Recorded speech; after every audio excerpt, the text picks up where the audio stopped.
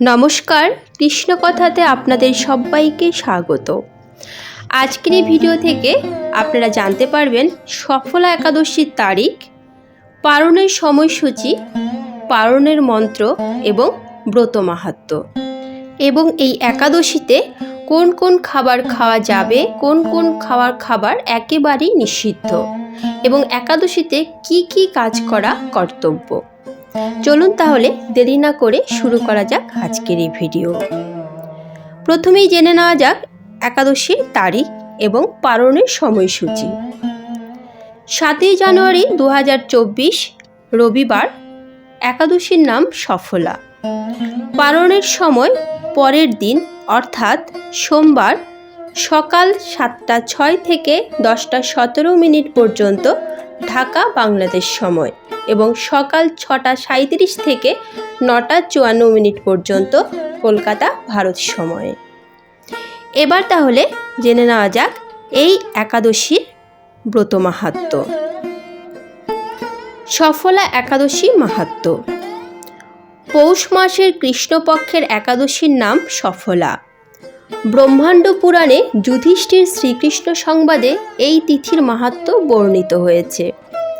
যুধিষ্ঠির বললেন, হে প্রভু, পৌষ মাসের কৃষ্ণপক্ষিয়া একাদশীর নাম, বিধি এবং পূজ্য দেবতা বিষয়ে আমার কৌতূহল নিবারণ করুন। শ্রীকৃষ্ণ বললেন, হে মহারাজ, আপনার প্রতি স্নেহবশত সেই ব্রত কথা বিষয়ে বলছি। এই ব্রত আমাকে যেরকম সন্তুষ্ট করে, বহু দান দক্ষিণাযুক্ত যজ্ঞাদি দ্বারা আমি সেরকম সন্তুষ্ট হই না। তাই যত্ন সহকারে এই ব্রত পালন করা কর্তব্য। পৌষ মাসের কৃষ্ণপক্ষিয়া একাদশীর নাম সফলা। নাগদের মধ্যে যেমন শেষনাগ, পক্ষীদের মধ্যে যেমন গরুড়, মানুষের মধ্যে যেমন ব্রাহ্মণ, দেবতাদের মধ্যে নারায়ণ সর্বশ্রেষ্ঠ, তেমনি সকল ব্রতের মধ্যে একাদশী ব্রতই সর্বশ্রেষ্ঠ। হে মহারাজ, যারা এই ব্রত পালন করেন তারা আমার অত্যন্ত প্রিয়। তাদের এ জগতে ধনলাভ ও পরজগতে মুক্তি লাভ হয়। হাজার হাজার বছর তপস্যায় যে ফল লাভ হয় না, একমাত্র সফলা একাদশীতে রাত্রি জাগরণের ফলে তা অনায়াসে প্রাপ্ত হওয়া যায়। মহিষ্মত নামে এক রাজা প্রসিদ্ধ চম্পাবতী নগরে বাস করতেন। রাজার 4 জন পুত্র ছিল, কিন্তু তার জ্যেষ্ঠ পুত্র লুম্ভক সর্বদা পরস্ত্রী গমন, মদ্যপান প্রভৃতি অসৎ কার্যে লিপ্ত ছিল। সে সর্বক্ষণ ব্রাহ্মণ, বৈষ্ণব ও দেবতাদের নিন্দা করত। পুত্রের এই আচরণে ক্ষুব্ধ হয়ে রাজা তাকে রাজ্য থেকে বের করে দিলেন। স্ত্রী, পুত্র, পিতা, মাতা, আত্মীয় স্বজন পরিত্যক্ত হয়ে সে এক গভীর বনে প্রবেশ করল। সেখানে কখনো জীব হত্যা, আবার কখনো চুরি করে জীবন ধারণ করতে লাগলো। কিছুদিন পরে একদিন সে নগরে প্রহরীদের কাছে ধরা পড়ল, কিন্তু রাজপুত্র বলে সেই অপরাধ থেকে সে মুক্তি পেয়ে গেল। পুনরায় সে বনে ফিরে গিয়ে জীব হত্যা ও ফলমূল আহার করে দিন যাপন করতে লাগলো। ওই বনে বহু বছরের পুরনো একটি বিশাল অশ্বত্থ বৃক্ষ ছিল। সেখানে ভগবান শ্রী বাসুদেব বিরাজমান বলে বৃক্ষটি দেবত্ব প্রাপ্ত হয়েছে। সেই বৃক্ষতলে পাপ বুদ্ধি লুম্ভক বাস করত। বহুদিন পর তার পূর্বজন্মের কোনো পুণ্য ফলে সে পৌষ মাসের দশমী দিনে কেবল ফল আহারে দিন অতিবাহিত করল। কিন্তু রাত্রিতে অসহ্য শীতের প্রকোপে সে মৃতপ্রায় হয়ে রাত্রি যাপন করল। পরদিন সূর্যোদয় হলেও সে অচেতন হয়েই পড়ে রইল। দুপুরের দিকে তার চেতনা ফিরল। ক্ষুধা নিবারণের জন্য সে অতি কষ্টে কিছু ফল সংগ্রহ করল। এরপর সেই বৃক্ষতলে এসে পুনরায় বিশ্রাম করতে লাগল। রাত্রিতে খাদ্যাভাবে সে দুর্বল হয়ে পড়ল। সে প্রাণ রক্ষার্থে ঈশ্বরের উদ্দেশ্যে ফলগুলো নিয়ে, হে ভগবান, আমার কি গতি হবে বলে অশ্রুপাত করতে করতে সেই বৃক্ষমূলে, হে লক্ষ্মীপতি নারায়ণ, আপনি প্রসন্ন হন বলে নিবেদন করল। এইভাবে সে অনাহারে ও অনিদ্রায় সেই রাত্রি যাপন করল। ভগবান নারায়ণ সেই পাপী লুম্ভকের রাত্রি জাগরণকে একাদশীর জাগরণ এবং ফল অর্পণকে পূজা বলে গ্রহণ করলেন। এইভাবে অজ্ঞাতসারে লুম্ভকের সফলা একাদশী ব্রত পালন হয়ে গেল। প্রাতকালে আকাশে দৈববাণী হলো, হে পুত্র, তুমি সফলা ব্রতের পুণ্য প্রভাবে রাজ্য প্রাপ্ত হবে। সেই দৈববাণী শোনা মাত্র লুম্ভক দিব্যরূপ লাভ করল। স্ত্রী পুত্র সহ কিছুকাল রাজ্যসুখ ভোগের পর পুত্রের উপর রাজ্যের ভার দিয়ে সে সন্ন্যাস আশ্রম গ্রহণ করল। অবশেষে মৃত্যুকালে সে অশোক অভয় ভগবানের কাছে ফিরে গেল। হে মহারাজ, এভাবে সফলা একাদশী যিনি পালন করেন তিনি জাগতিক সুখ ও পরে মুক্তি লাভ করে থাকেন। এই ব্রতে যারা শ্রদ্ধাশীল তারাই ধন্য, তাদের জন্ম সার্থক, এতে কোনো সন্দেহ নেই। এই ব্রত পাঠ ও শ্রবণে মানুষের রাজসূয় যজ্ঞের ফল লাভ হয়। হরে কৃষ্ণ কৃষ্ণ কৃষ্ণ হরে হরে, হরে রাম রাম রাম হরে হরে। এবার আমরা জেনে নেব একাদশী পালনের নিয়মাবলী। একাদশীর মূল কাজ হলো নিরন্তর ভগবানকে স্মরণ করা। তাই আপনারা যে নিয়মে যে সময়ে পালন করুন না কেন, ভগবানকে ভক্তি ভরে স্মরণ করাই যেন আপনার মূল কাজ হয়। আমরা একাদশী পালনের সাত্ত্বিক নিয়মটি উল্লেখ করছি, এটি পালন করা সবার উচিত। সমর্থ পক্ষে দশমীতে একাহার, একাদশীতে নিরাহার ও দ্বাদশীতে একাহার করবেন। তা হতে অসমর্থ পক্ষে শুধুমাত্র একাদশীতে অনাহার। যদি তাতেও অসমর্থ হন, একাদশীতে পঞ্চরবিশস্য বর্জন করে ফলমূলাদি অনুকল্প গ্রহণের বিধান রয়েছে। সমর্থ পক্ষে রাত জাগরণের বিধি আছে। গৌড়ীয় ধারায় বা মহান আচার্যবৃন্দের অনুমোদিত পঞ্জিকায় যে সমস্ত একাদশী নির্জলা অর্থাৎ জল ব্যতীত তার নির্জলা পালনের নির্দেশ প্রদান করেছেন, সেগুলো সেমতে করলে সর্বোত্তম হয়। নিরন্তর কৃষ্ণ ভাবনায় থেকে নিরাহার থাকতে অপারগ হলে নির্জলা সহ অন্যান্য একাদশীতে কিছু সবজি ফলমূলাদি গ্রহণ করতে পারেন, যেমন রাঙা আলু বা মিষ্টি আলু, গোল আলু, চাল কুমড়ো, পেঁপে, টমেটো, ফুলকপি ইত্যাদি সবজি ঘি অথবা বাদাম তেল বা সূর্যমুখী তেল দিয়ে রান্না করে ভগবানকে উৎসর্গ করে আহার করতে পারেন।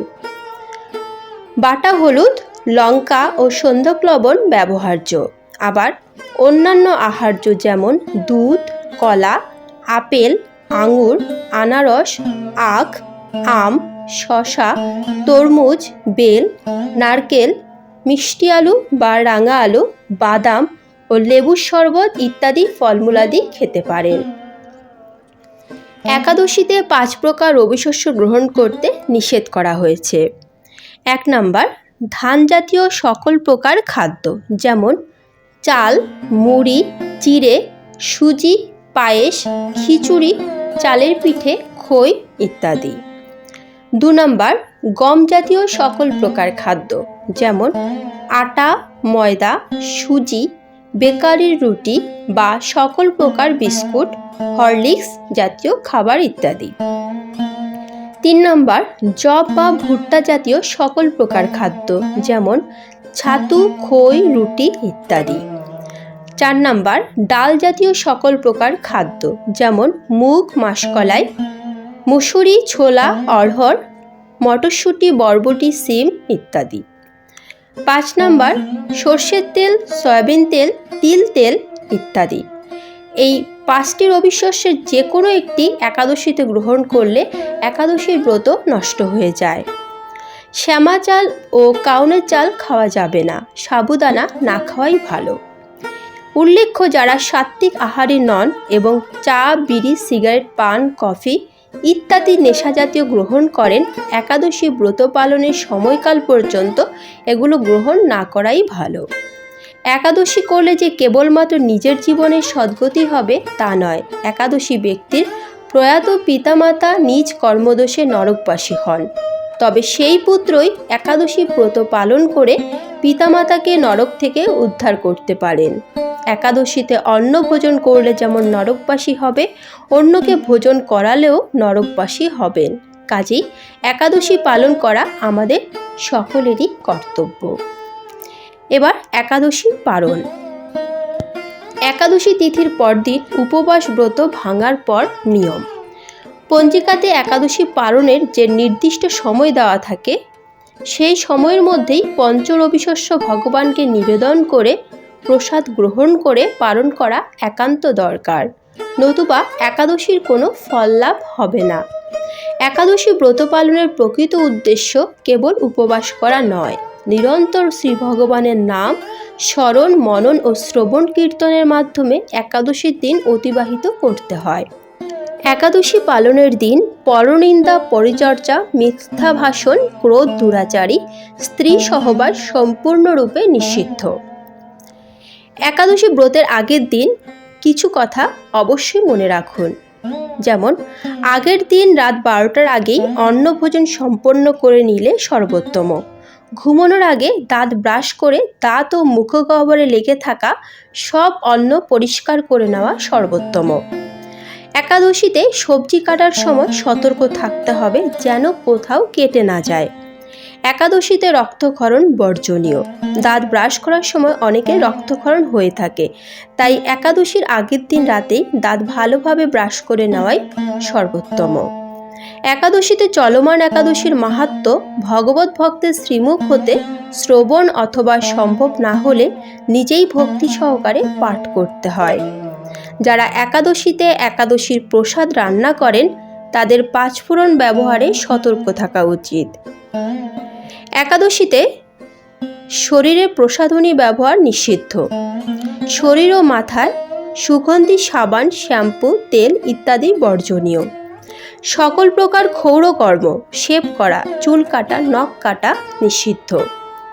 একাদশী পালনের যে সময় দেওয়া থাকে সেই সময়ের মধ্যে পঞ্চরবিশস্য ভগবানকে নিবেদন করে প্রসাদ গ্রহণ করে পালন করা একান্ত দরকার, নতুবা একাদশীর কোনো ফল লাভ হয় না। এবার একাদশীর পালন মন্ত্র। একাদশাম নিরাহার ব্রতে নানন কেশব, প্রসিদ সুমুখনাথ জ্ঞানদৃষ্টি প্রদভব। এই মন্ত্র পাঠ করে নির্দিষ্ট সময়ের মাঝে পালন করতে হয়। আবার বলছি, একাদশী ব্রত পালনের প্রকৃত উদ্দেশ্য কেবল উপবাস করা নয়, নিরন্তর শ্রী ভগবানের স্মরণ, মনন ও শ্রবণ কীর্তনের মাধ্যমে একাদশীর দিন অতিবাহিত করতে হয়। একাদশীর দিন 25 মালা বা যথেষ্ট সময় পেলে আরও বেশি জপ করার নির্দেশ দেওয়া হয়েছে শাস্ত্রে। আজকের মতো ভিডিওটি এখানেই শেষ করলাম। আশা করি আপনাদের ভালো লেগেছে। যদি ভালো লেগে থাকে তাহলে অবশ্যই একটি লাইক করবেন, কমেন্টে রাধা মাধবের জয়গান করতে ভুলবেন না যেন। তাহলে আজ এ পর্যন্তই, দেখা হচ্ছে পরবর্তী ভিডিওতে। যারা এই চ্যানেলে নতুন তারা অবশ্যই চ্যানেলটিকে সাবস্ক্রাইব করবেন। তাহলে সবশেষে আমার সাথে বলুন সেই মহামন্ত্র শুধু একবার, হরে কৃষ্ণ কৃষ্ণ কৃষ্ণ হরে হরে, হরে রাম রাম রাম হরে হরে। ভালো থাকবেন, সুস্থ থাকবেন। জয় শ্রীকৃষ্ণ। রাধে রাধে।